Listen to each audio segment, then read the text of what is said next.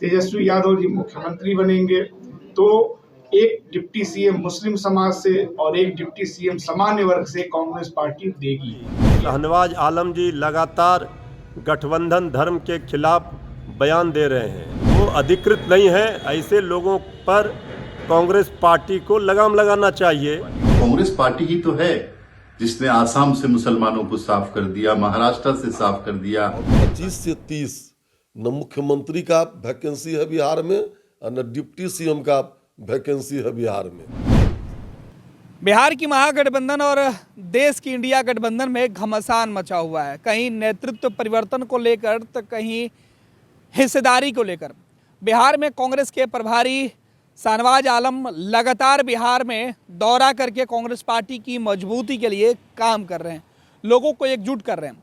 और बिहार में हिस्सेदारी के सवाल पर वो कह रहे हैं कि स्ट्राइक रेट जो है उसके हिसाब से सीटों का बंटवारा होगा।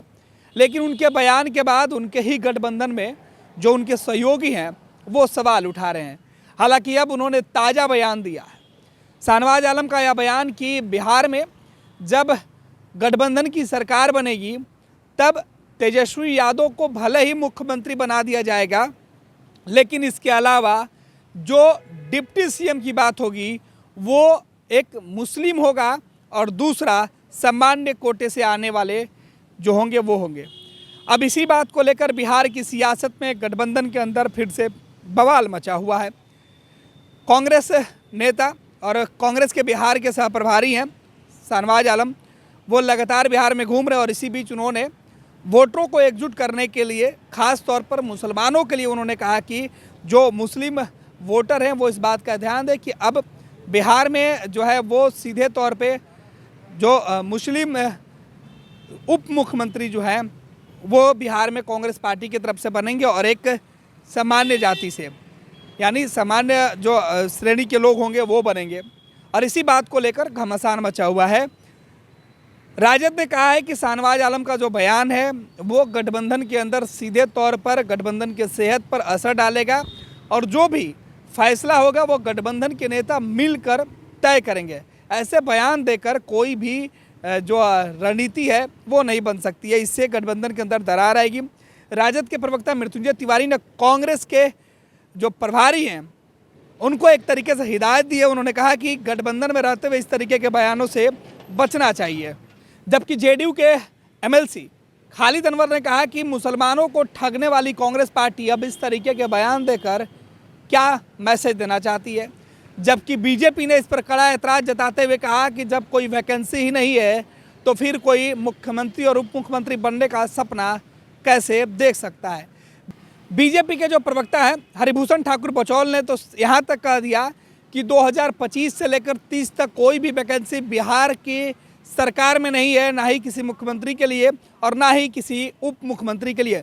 नीतीश कुमार के चेहरे पर ही उनका गठबंधन चुनाव लड़ेगा और नीतीश कुमार ही आने वाले वक्त में भी मुख्यमंत्री बनेंगे और सम्राट चौधरी और विजय सिन्हा जैसे नेता उप मुख्यमंत्री बनेंगे। और कांग्रेस के नेता जो बयान दे रहे हैं मुसलमानों को लेकर, वो तुष्टीकरण की बात कर रहे हैं। मुसलमानों को लेकर या देश के अंदर कांग्रेस पार्टी और उसके जो सहयोगी दल हैं उनका एक ही मात्र काम है कि बिहार में किस तरीके से तुष्टीकरण किया जाए और लोगों को बांटा जाए। हालांकि सबसे ज़्यादा जो आपत्ति कांग्रेस नेता के बयान पर जेडीयू ने जताई है। जेडीयू के मुस्लिम जो है चेहरे हैं खालिद अनवर, मुसलमानों के एक बड़े नेता के तौर पर तबके से भी वो जाने जाते हैं और वो जिस तरीके से कांग्रेस के ऊपर आरोप लगा रहे हैं वो सीधे तौर पे कह रहे हैं कि जब जब कांग्रेस की सत्ता रही है तब तक मुसलमानों के साथ सबसे ज़्यादा जो है और अन्याय किया गया है और अब मुसलमानों को गुमराह करके क्या मैसेज देना चाहते हैं ये कांग्रेस के नेता को बताना होगा और उनके गठबंधन के लोगों को बताना होगा। जाहिर सी बात है कि खालिद अनवर जनता दल यूनाइटेड के अंदर मुस्लिम चेहरे के तौर पर हैं और नीतीश कुमार के काफ़ी करीबी भी हैं और वो जिस तरीके से सवाल उठा रहे हैं उसके बाद कांग्रेस के द्वारा ये कहा जाना कि मुसलमान को डिप्टी सीएम बनाएंगे, इस पर अब फिर से नए सिरे से बिहार में सियासत तेज हुई है। आपको बता दें कि बिहार के अंदर जो उपचुनाव के नतीजे सामने है उसके बाद से मुसलमानों की जो गोलबंदी है वो महागठबंधन के खाते से सरक चुका है।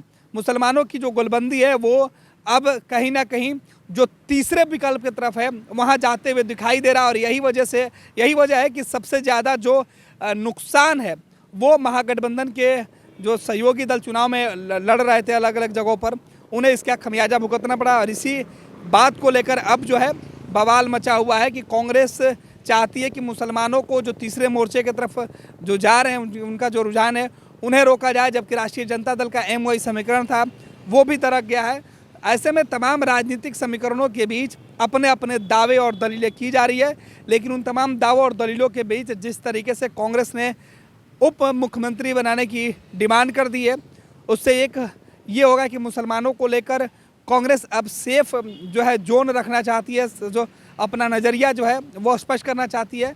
और अगड़ी जाति के जो वोटर हैं जो कांग्रेस से फिलहाल जो कांग्रेस से भरोसा नहीं जता रहे थे, कांग्रेस से काफ़ी दूर चले गए थे, उन्हें भी एकजुट करने के लिए मुस्लिम और अगड़ी जाति के जो वोटर हैं उन्हें इकट्ठा करने के लिए, उनके बीच एक संदेश देने के लिए कांग्रेस के जो बिहार प्रभारी हैं उन्होंने इस तरीके का बयान दिया है। और उनके बयान का सियासी जो मकसद है वो गठबंधन के अंदर दरार के रूप में देखी जा रही है। हालांकि MOI समीकरण की बात राष्ट्रीय जनता दल करती है, तो राष्ट्रीय जनता दल के पास भी मुसलमानों को लेकर जो है सीधे तौर पे कि वो मुसलमानों की सबसे बड़ी हिमायती है। और ऐसे में अगर कांग्रेस के नेता अगर उप मुख्यमंत्री का दावा कर रहे हैं तो फिर राष्ट्रीय जनता दल मुसलमानों को क्या देगी, ये भी बड़ा सवाल है।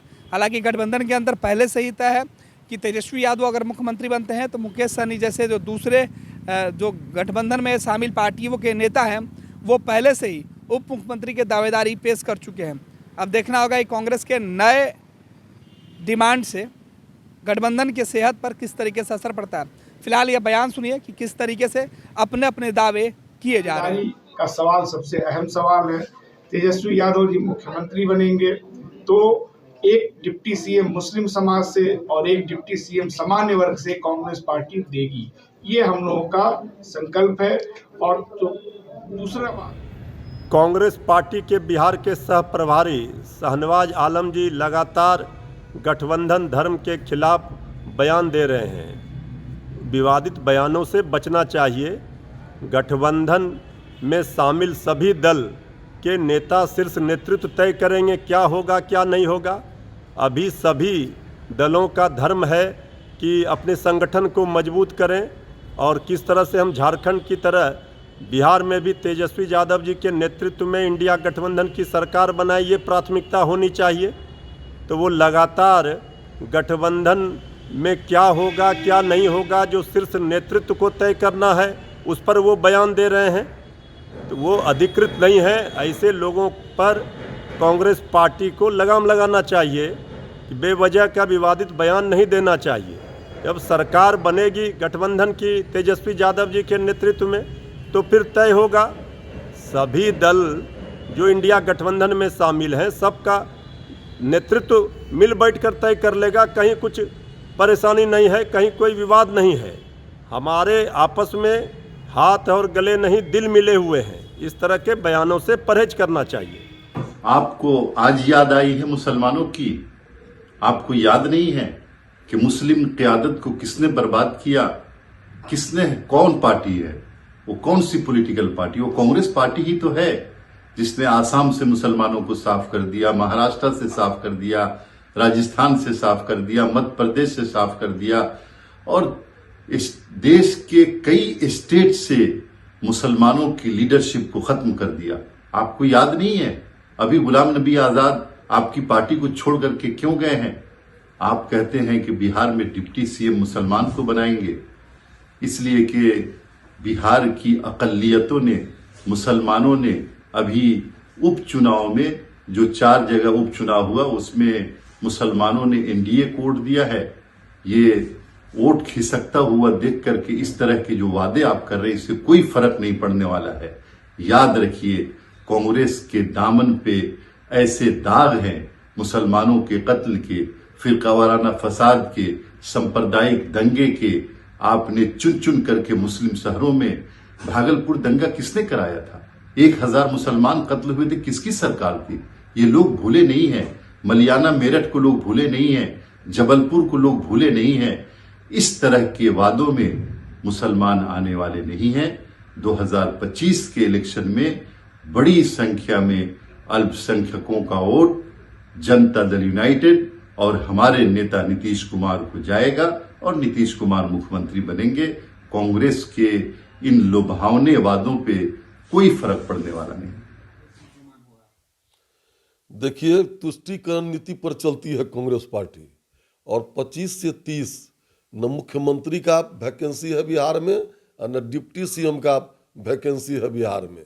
किसी भी परिस्थिति में राष्ट्रीय जनता दल और कांग्रेस सत्ता में नहीं आने वाली है। माननीय नीतीश कुमार जी मुख्यमंत्री रहेंगे और सम्राट चौधरी जी और विजय बाबू डिप्टी सीएम रहेंगे। भारतीय जनता पार्टी का डिप्टी सीएम रहेगा। कोई वैकेंसी नहीं है। तुष्टीकरण की नीति के तहत कोई स्टेटमेंट दे दें, लेकिन कांग्रेस फिर से बिहार में सत्ता में नहीं आने वाली।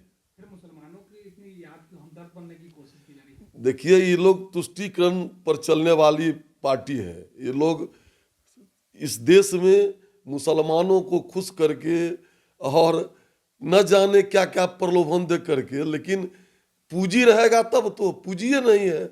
जन समर्थन मिलेगा तब न कोई मुख्यमंत्री बनेगा और उप मुख्यमंत्री बनेगा। तो बिहार में कांग्रेस पार्टी और आरजेडी अब नहीं लौटने वाली है किसी भी परिस्थिति में। क्या मुसलमानों को जो वादा किया जा रहा है उनको वो ठगने के लिए ठगना चाह रही है पार्टी, और ठग करके इतने दिन तक राज की ठगिए करके कांग्रेस तो कुछ करती नहीं है। जब भी कुर्सी मिला है तुष्टीकरण, इसको लड़ाना उसको लड़ाना। अगर आप पिछड़ा 20 तरह का बात हिंदू मुसलमान करेगा अपना। तो पानी में मछली और नौनो कुटिया बखरा, कहते हैं हम लोग के यहाँ के मिथिलांचल में कहावत है। न राधा को 9 मन घी होगा न राधा नाचेगी। कहीं से न सरकार बनने वाली है, न मुख्यमंत्री बनेंगे, न डिप्टी सीएम बनेंगे। ये ठगने का एक सगुफा है। 26 वर्षों में 17,000 से अधिक डॉक्टर बना चुका बिहार एवं झारखंड के छात्रों एवं अभिभावकों के बीच सर्वाधिक विश्वसनीय एवं लोकप्रिय संस्थान गोल, नेशंस लीडिंग इंस्टीट्यूट। हमारा विश्वास गोल के साथ। भारतीय जनता पार्टी का सदस्य बनने के लिए 8800002024 पर मिस्ड कॉल करें। निवेदक भारतीय जनता पार्टी बिहार।